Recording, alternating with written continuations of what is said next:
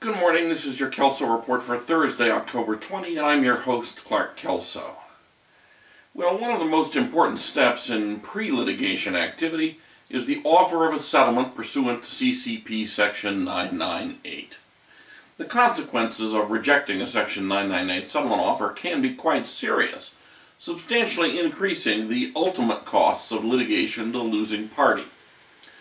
A good example of the risk to the plaintiff is found in yesterday's decision in Adams v. Ford Motor Company, where the Second District examined the question of whether a very low defense settlement offer was reasonable, and in light of the pro-defense jury verdict, whether the plaintiff should be responsible for paying a substantial expert witness fee that had been incurred by the defense. The plaintiffs originally brought a wrongful death action against Ford Motor Company and other car manufacturers following the death of their husband and father, one Richard Adams, who allegedly contracted mesothelioma from working as a so-called shade tree mechanic on his own used vehicles throughout his life. That included working on 5 different Fords. The allegation was that he was exposed to asbestos dust, the cause of mesothelioma, while replacing brake pads on his vehicles.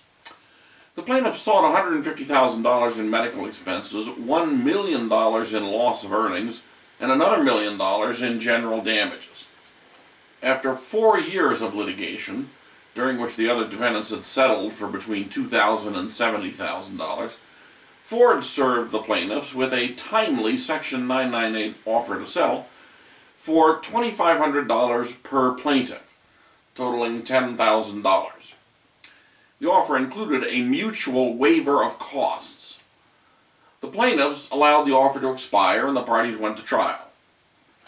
Well, based in part upon testimony presented by a Ford expert witness, the jury returned a pro-defendant verdict, in part based on the conclusion that Ford had not manufactured the brakes the plaintiff claimed had caused the decedent's illness. Ford's post-trial memorandum of costs asked for $167,000 in expert witness fees, plus other costs, which then ultimately totaled $185,000.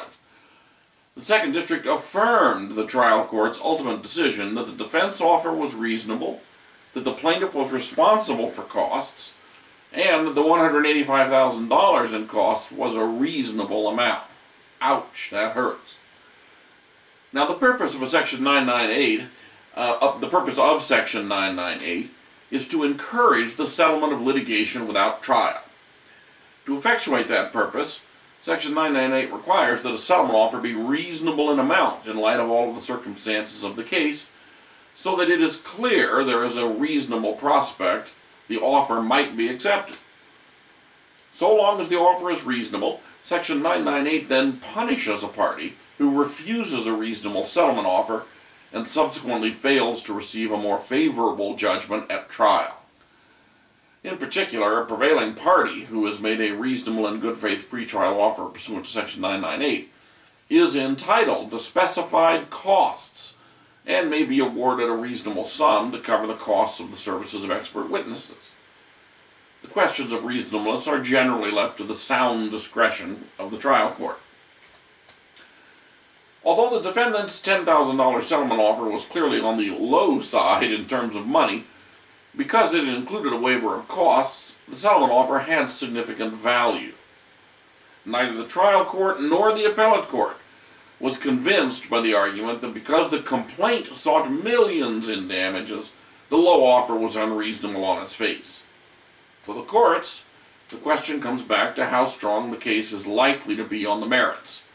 And in this particular case, the courts agreed that the plaintiffs reasonably should have known that their chances of prevailing at trial were slim. Accordingly, the Second District approved the settlement offer and agreed with the trial court that the imposition of costs to cover reasonable expert witness fees had to be affirmed. The lesson from this case is that when the opposing party makes a Section 998 settlement offer, you really have to take off your rose-colored advocate's glasses, put on your best objective analysis glasses, and put on your green eye shade to make sure that you don't make the wrong recommendation to your client about the strength of your case. The consequences of a wrong decision can be pretty serious and pretty expensive. Well, let's go to our one-liners now. First, in the area of criminal law. In United States v. Rizk, the Ninth Circuit affirmed the defendant's conviction for 1 count of conspiracy, 1 count of bank fraud, and 13 counts of loan fraud. The defendant was a licensed real estate appraiser who, with a real estate developer as co-conspirator, made phony purchase contracts for expensive homes and produced inflated appraisal reports for the homes. Mortgage lenders then funded and bought loans in amounts far exceeding the home's actual purchase prices and market values. Losses to lenders exceeded $40 million. The defendant challenged the conviction on the basis of a few evidentiary objections that certain charts, which summarized the underlying real estate records, should not have been admitted, and also challenged the sufficiency of the evidence. The Ninth Circuit easily rejected both of these contentions. The appellate court did agree that the trial court's victim restitution order needed to be modified and reduced somewhat so that the victim lenders, who already had received a substantial settlement in a prior civil action, did not receive more than their actual losses by way of restitution. Next, in the area of criminal sentencing, in People v. Hoover, the Second District affirmed the trial court sentence, which included imposition of $4,600 in probation fees. The defendant pled no contest to transportation of a controlled substance and was sentenced to 3 years in prison, suspended for 3 years of probation, plus payment of probation fees. The defendant argued he could not afford to pay the fees, but the court noted in its statement of assets that the defendant owned a car and a cell phone, and that he lived in an expensive area, Marina del Rey, with no debts. That was enough evidence to support the trial court's decision not to reduce the probation fees. Next, in the area of class action law. In Marler v. Johansson, the Second District found a purported class action that it could support. The suit was brought as a class action on behalf of residents of the Hollywood Beach Mobile Home Park against the park owners, challenging a bait-and-switch scheme in which the park owners convinced residents to support a change from rent-controlled spaces to a condominium development by making false promises about the purchase price they would pay for their lots. After residents approved the conversion, the owners raised the lot prices so high that a majority of residents could not afford them. The Superior Court denied the class certification on the ground that the class was not readily ascertainable and there was no community of interest. Well, on ascertainability, the Superior Court was concerned that the class definition was not specific as to time. When were the representations made? Is that when we determined the class? Or do we determine the class when the conversion was approved or when the action was filed? The Second District held that the plaintiff should have been permitted to fix such an easy issue by amending their complaint. As for community of interest, the Superior Court was concerned that a damages case ultimately would depend upon individual proof by park residents. The Second District disagreed, noting that the issue is not whether there are any issues requiring individual proof, but rather what types of issues predominate. And on this point, the Second District believed that common issues predominated.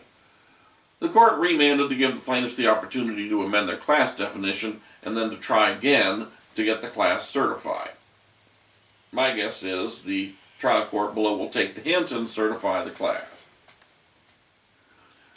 Next, in an area of civil procedure, in Dozier v. Shapiro, the Second District affirmed the trial court's decision to dismiss plaintiff's action for medical malpractice after the court excluded plaintiff's sole expert witness to testify about the standard of care being breached in the treatment of the plaintiff. The expert witness had been the plaintiff's treating physician in the aftermath of a failed operation on one of plaintiff's knees. The problem was the treating physician had previously given a deposition solely as a treating physician and had specifically refused to testify that the defendant's treatment had fallen below the standard of care. But just before trial, plaintiff announced his intention to call the second treating physician as an expert to testify about standard of care. At that point, defense counsel moved to exclude because plaintiff's counsel had failed to give proper and timely notice to the defense of the intention to call the physician as an expert. The Second District agreed with the trial court that the physician's testimony was properly excluded because of plaintiff counsel's failure to comply with appropriate procedures. And, absent any expert testimony on the standard of care, the court properly granted the defense motion to dismiss. In essence, if you fool with the court's going to fool with you. Big mistake by plaintiff's counsel. Finally, in United States v. Wilkes, the Ninth Circuit rejected all but one of the defendant's challenges to his conviction on multiple counts of conspiracy, honest services wire fraud, bribery, and money laundering, arising out of the defendant's corrupt payments to and involvement with former Congressman Randall Duke Cunningham, who used his position in Congress to direct lucrative government defense contracts to lobbyists and contractors in return for expensive meals, lavish trips, a houseboat in Washington, and mortgage payments for his multi-million-dollar home in San Diego. The Ninth Circuit agreed with the defense that the trial court used an improper legal standard in determining whether to grant use immunity to a defense witness, and the Ninth Circuit remanded for an evidentiary hearing to decide that one question, affirming all other aspects of the conviction. So on remand, the court will have to decide, after a further evidentiary hearing, whether the fact-finding process might have been so distorted through the prosecution's decisions to grant immunity to its own witnesses while denying immunity to a witness with supposedly directly contradictory testimony, whether it was so distorted that the defendant's due process right to a fair trial was violated. My guess, based on the Ninth Circuit's opinion and description of that testimony, is that the proffered testimony will be found to be largely collateral to the main factual issues in the case, and the district court will determine that use immunity need not have been granted. But that, of course, awaits for further factual development on remand. And that's it for today's Kelso Report. Have a great day in the law.